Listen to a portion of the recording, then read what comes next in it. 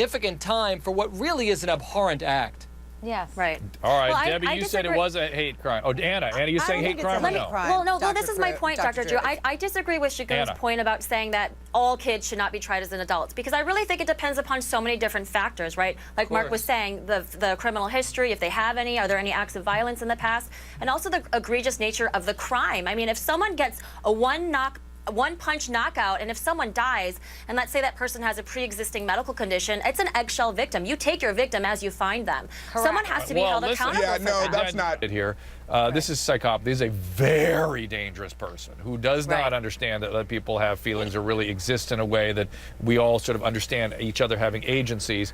As the lawyer on the panel, what do you say to that?